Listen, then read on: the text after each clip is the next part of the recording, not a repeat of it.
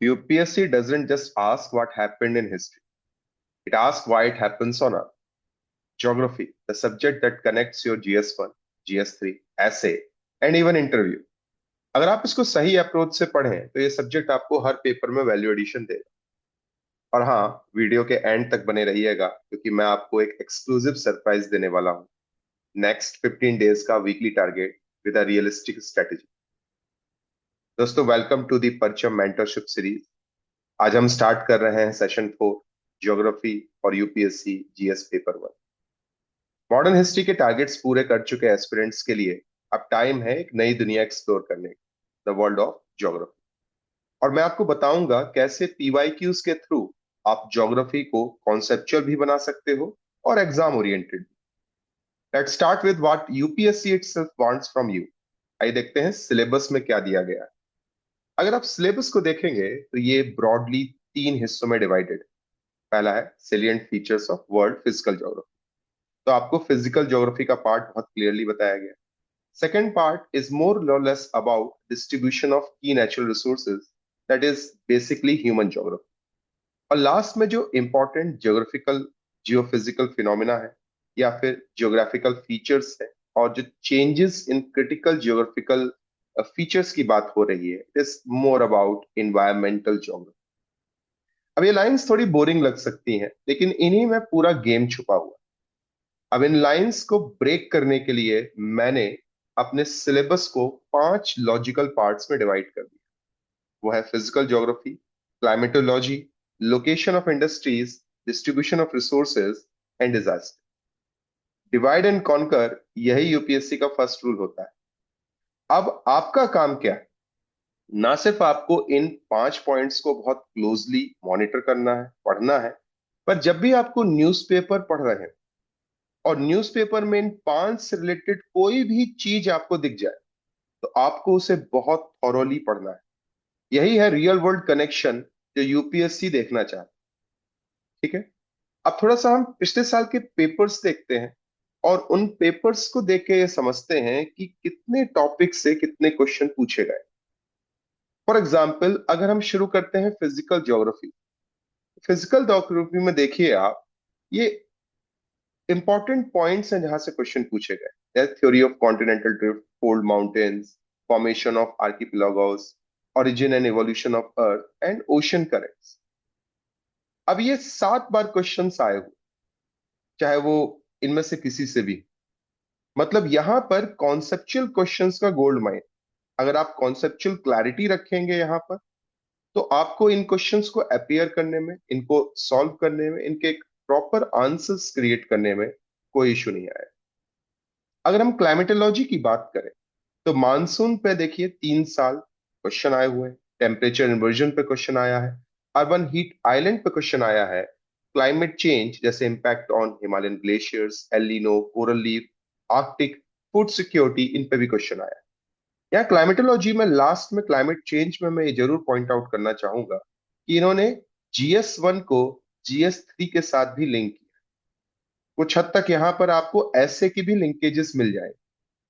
ठीक है, अब अगर हम अगली बात करें, सो लोकेशन ऑफ इंडस्ट्रीज। जो मेन टॉपिक यहाँ पर थे वो थे cotton, textile and sugar industries. यहाँ पे एक्सप्लिसिटली पूछा गया है कि इनकी लोकेशन कहाँ होती है। आयरन स्टील के क्वेश्चन आए हैं, पेट्रोलियम रिफाइनरीज से आए हैं। और फिर से देखिए GS1 का GS3 के साथ connection, that is agro based food processing से क्वेश्चन पूछा गया है। तो अगर आप सिर्फ पढ़ रहे हो बिना अगर आप ट्रेंड को देखे तो आप ये कनेक्शन मिस कर ले जाओ। अगला देखिए, डिस्ट्रीब्यूशन ऑफ की नेचुरल रिसोर्सेज में हमने देखा शेल गैस और ऑयल से आए, atomic energy, ocean resource, arctic region resources, forest resources, water resources and resources potential of coastline. यहाँ पे एक चीज मैं ये जरूर पॉइंट करना चाहूंगा कि रिसोर्स डिस्ट्रीब्यूशन और इंडस्ट्रीज दोनों ही इनमें GS3 पेपर का काफी क्लोज लिंकेजेस। फॉर एग्जाम्पल, अगर हम यहाँ पे बात करें वाटर रिसोर्सेज की, तो GS3 में आपको ये भी मिलेगा GS1 के साथ साथ कि कैसे वाटर स्कैर्सिटी और वाटर से रिलेटेड इश्यूज भी कवर हो जाते। तो आपको यहाँ पर अप्लाइड पार्ट पर भी ध्यान रखना है, जहां पर ज्योग्राफी और इकोनॉमी, दैट इज GS3, दोनों आपस में मिक्स हो रहा है। ठीक है, अब इसके बाद लास्ट में अगर हम डिजास्टर्स की बात करें, साइक्लोन्स, फ्लड्स, लैंडस्लाइड और वॉल्केनोस से क्वेश्चन आया। यहां पर भी आप देखेंगे कि GS1 और GS3 का ओवरलैप दिखता है, जहां पर GS1 में यहां पर डायरेक्टली क्वेश्चन साइक्लोन, फ्लड या लैंडस्लाइड से या वॉल्केनो से आए हैं। GS3 में यही चीजें आपको डिजास्टर मैनेजमेंट में कवर अप मिलती। ठीक है। अब अगर हम 2024 का पेपर थोड़ा सा एनालाइज करें, तो हमने देखा है कि सी सरफेस टेम्परेचर और ट्रॉपिकल साइक्लोन से क्वेश्चन आए थे 10 marks. Migration to large cities 10 mark, cloud burst, ground potential decline and food security, auroras and twisters near gulf of Mexico से क्वेश्चंस पूछे गए।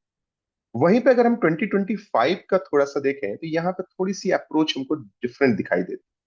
यहाँ पे हमको क्या दिखता है कि क्लाइमेट चेंज से क्वेश्चन आए, नॉन फार्म प्राइमरी एक्टिविटीज से क्वेश्चन आए, ecological economic benefits of solar energy से क्वेश्चन आए, सुनामी, उसके फॉर्मेशन कॉन्सिक्वेंस विच मींस जो कॉन्सेप्चुअल पार्ट है वहां से क्वेश्चन पूछे गए, ऑफशोर ऑयल रिजर्व्स डिस्ट्रीब्यूशन से। और ये बड़ा इंपॉर्टेंट पॉइंट है, जहां पे हम ये देख रहे हैं कि वो अब लेटेस्ट टेक्नोलॉजी जैसे AI, drones, GIS, RS in planning से भी क्वेश्चन पूछ रहे हैं। प्लस ऑब्वियसली जो हमारा फिजिकल ज्योग्राफी का पार्ट है, tectonic movement, continent basins, Ganga basin population distribution, that is human geography, वहां से भी क्वेश्चन पूछे गए। अब अगर हम थोड़ा सा समरी देखने की कोशिश करें कि GS पेपर 1 में कहाँ कहाँ पर उन्होंने फोकस किया, तो फिजिकल ज्योग्राफी, ह्यूमन ज्योग्राफी और इंडियन स्पेसिफिक ज्योग्राफी से किया गया। लेकिन अगर इसको हम थोड़ा और बेटर तरीके से देखें, तो आप पाएंगे कि फिजिकल ज्योग्राफी में फिनोमिनास पे उनका ध्यान रहा, landslide, cyclone, plate tectonics, monsoon पे। दूसरा उनका फोकस था क्लाइमेट पे, impact on whether and impact of climate. फिर उसको उन्होंने ओशनोग्राफी में, जहां सैलिनिटी से क्वेश्चन उन्होंने पूछे, वाटर मासेस से पूछे, ओशन करंट से पूछे, इवन उन्होंने एयर मासेस से भी क्वेश्चन पूछे हैं, पर वो ओशनोग्राफी के साथ क्लाइमेटोलॉजी का भी पार्ट बनता है। लास्ट में ऑब्वियसली फिजिकल ज्योग्राफी में मानसून, उसके मैकेनिज्म और उसके इम्पैक्ट पे क्वेश्चन पूछे गए हैं। यहाँ पे थोड़ा सा ये भी क्वेश्चन पूछे गए हैं कि ह्यूमन या एंथ्रोपोजेनिक जो रीजंस हैं उनसे मानसून में क्या वेरिएशन आ रहा है। सेकेंड पार्ट अगर हम ह्यूमन ज्योग्राफी का देखें, तो वहां पे नेचुरल रिसोर्सेज पे उनका फोकस रहा, जो एनर्जी, इंडिया का पोटेंशियल, और यहाँ पे क्वेश्चन हमने कई बार देखे जो करंट रिलेटेड। दूसरा जो मैंने आपको ऑलरेडी भी बताया था कि water availability management, impact of water scarcity, जो कि ओवरलैप करता है आपके GS3 के पेपर के साथ, वहां से भी क्वेश्चन। इंडस्ट्रियल लोकेशन में लीस्ट कॉस्ट थ्योरी और इंडिया स्पेसिफिक इंडस्ट्रीज पे भी क्वेश्चन पूछे गए। लास्ट में जियोपॉलिटिक्स से ट्रीटीज पूछी गई हैं और इस तरह के क्वेश्चंस वहां पे लाए गए। फिर है इन्वायरमेंटल ज्योग्राफी, जहां पे climate change, ecology and ecosystem से क्वेश्चन पूछे गए हैं। और क्योंकि इन्वायरमेंटल ज्योग्राफी है, तो वहां पे कोरिलेशन विद GS3 भी हमने देखा। अब हम देखेंगे कौन से सोर्सेज हैं जो हमको फॉलो करने हैं अपने पेपर 1 को कवर करने। देखिए, सबसे पहले तो आपको नियम ये पता होना चाहिए कि जितने कम रिसोर्सेज आप फॉलो करोगे और जितना ज्यादा बार आप रिवीजन करोगे, उतना ही बेटर आपको रिजल्ट मिलेगा। अगर हम बात करते हैं हमारे टू द पॉइंट और जो कोर रिसोर्सेज हैं उनकी, उसमें सबसे पहले आता है एनसीईआरटी। देखिए, एनसीईआरटी आपका फाउंडेशन क्लियर करे, स्पेशली अगर हम क्लास 11th की फिजिकल ज्योग्राफी और इंडियन फिजिकल एनवायरनमेंट की बात। ठीक है। क्लास 6 to 12 की आप एनसीईआरटी पढ़ सकते हो, लेकिन आपको 11th और 12th की एनसीईआरटी जो यहाँ पे बताई गई है, उनको आपको स्किप नहीं करना है। अगर आपको ऐसा कंफ्यूजन हो रहा है, आपको ऐसा लग रहा है कि मेरी कॉन्सेप्चुअल क्लैरिटी थोड़ी वीक है या मुझको थोड़ा सा रिवीजन की जरूरत है, तो आप एक बार पीछे से जाकर के 6th, 7th, 8th क्लास की ज्योग्राफी को जल्दी से रिवाइज कर सकते। फिर दूसरी जो हमारी बुक है, जहां पे हमको और बेटर कॉन्सेप्चुअल क्लैरिटी चाहिए, उसके लिए हम जीसी लियोंग पढ़ेंगे। देखिए, पतली सी किताब है, बहुत अच्छे से कॉन्सेप्ट्स को समझाया गया है पिक्टोग्राफिक रिप्रेजेंटेशन के साथ। लेकिन यहाँ पे मैं जरूर बोलूंगा कि आप जीसी लियोंग और कोचिंग नोट्स में से कोई एक चूज करें। अगर आपने अपने नोट्स ऑलरेडी कवर कर लिए हैं, तो आप जल्दी से जीसी लियोंग से एक बार रिवीजन कर लें, और अगर कुछ एड ऑन करना हो आपको जीसी लियोंग में आपके नोट्स में, तो आप वहां पे एड ऑन कर लीजिए। लेकिन मैं यहीं पे एक चीज जरूर बता देता हूं कि सिर्फ रीडिंग कर लेने से काम नहीं चलेगा, आपको हर चैप्टर को पीवाईक्यूज के साथ रिलेट करना। अगला, आपको एटलस या मैप वर्क करना बहुत जरूरी है, क्योंकि हम ये देख रहे हैं कि यूपीएससी की ट्रेंड में मैप मैप बेस्ड क्वेश्चंस फिर से दोबारा आ रहे हैं। साथ ही साथ मैंने आपको बताया, चाहे वो GS1 में हमारा ज्योग्राफी हो, चाहे वो ह्यूमन ज्योग्राफी है या इकोलॉजी और एनवायरमेंट से रिलेटेड है, या इवन जो GS3 का कुछ पार्ट ओवरलैप करता है, इन दोनों को आपको करंट अफेयर्स से रिलेट करना ही पड़ेगा। ठीक है ना? जैसे क्लाइमेट चेंज से कोई चीज हो रही है या ट्रेड रूट से रिलेटेड अगर कोई बात न्यूज में आ रही है, आप उसको लगातार पढ़ते रहिए। ठीक है? अब आपको मैं एक बहुत सिंपल सी अप्रोच बताता हूं, जो है टॉपर्स के द्वारा फॉलो की जाने वाली, जिसको अगर आप भी फॉलो करेंगे आपको काफी अच्छे रिजल्ट्स मिलेंगे। सबसे पहला काम है, आप कोई भी एक टॉपिक उठा लीजिए। लेट्स से आपने क्लाइमेटोलॉजी उठा ली। अगर आपने क्लाइमेटोलॉजी उठा लिया है तो अब आपका काम है उसको बहुत अच्छे से पढ़ना, प्लस आपको उस टॉपिक से जितने भी PYQs आए हैं, चाहे वो 2013 से आप 2025 तक के बीच के ले लीजिए, आपको उनकी एक लिस्ट बनानी। लिस्ट बनाने के बाद आप इसमें कीवर्ड्स आइडेंटिफाई कीजिए। जैसे एल नीनो पूछा गया है, जेट स्ट्रीम्स पूछा गया है, एयर मासेस पूछा गया है, साइक्लोन्स पूछे गए हैं। आप ऐसे एक कॉपी में, आपके पास एक PYQ की नोटबुक होनी चाहिए, उस कॉपी में आप ये सारे टॉपिक्स को वहां पे लिस्ट कीजिए, और सिर्फ इन्हीं टॉपिक्स को NCERT और GC लियोंग से आप रिवाइज कीजिए। अब बस इतना कर लीजिए, आपका कंटेंट डायरेक्टली एग्जाम लिंक्ड हो जाए। और एक सीक्रेट, UPSC थीम्स को रिपीट करता है, याद रखिएगा, वो क्वेश्चन को रिपीट नहीं करता। लेकिन अगर आपने ट्रेंड को पकड़ लिया तो आप नेक्स्ट क्वेश्चन को प्रिडिक्ट कर सकते।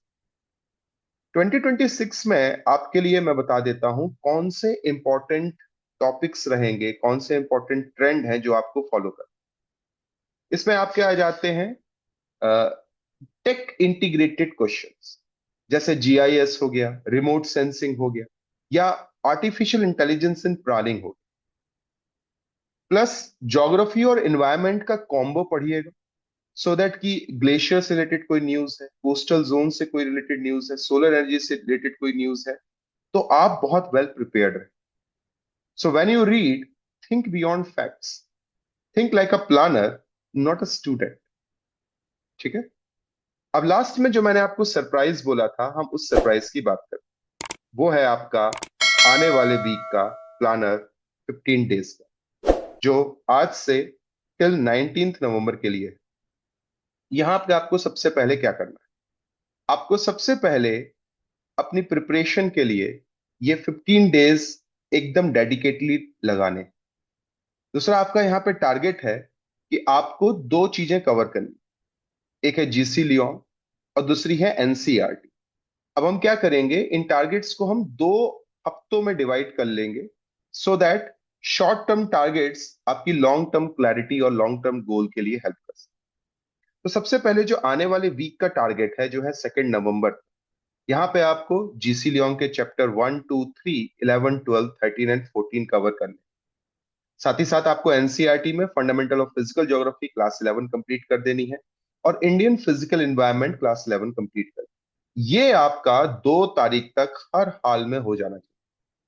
इसके बाद नेक्स्ट वीक का टारगेट आपका होगा रिसोर्स डिस्ट्रीब्यूशन। इसके प्रॉपर नोट्स आप बनाएं और इनको कवर करें। साथ में ह्यूमन ज्योग्राफी जो क्लास 12 की है, इसको आप कंप्लीट करिए। याद रखिएगा, ज्योग्राफी पढ़ते वक्त सिर्फ लाइंस नहीं याद करना, आपको ऑब्जर्व करना। ठीक है? मानसून, रिवर, डिजास्टर्स, सब कुछ रियल है। UPSC बस ये देखना चाहता है कि आप रियल वर्ल्ड के लॉजिक को समझ रहे हो या नहीं। अपने टारगेट्स को कंप्लीट कीजिए, कंसिस्टेंट रहिए, और याद रखिए, आइए UPSC को सिंपल बनाते हैं। Thank you.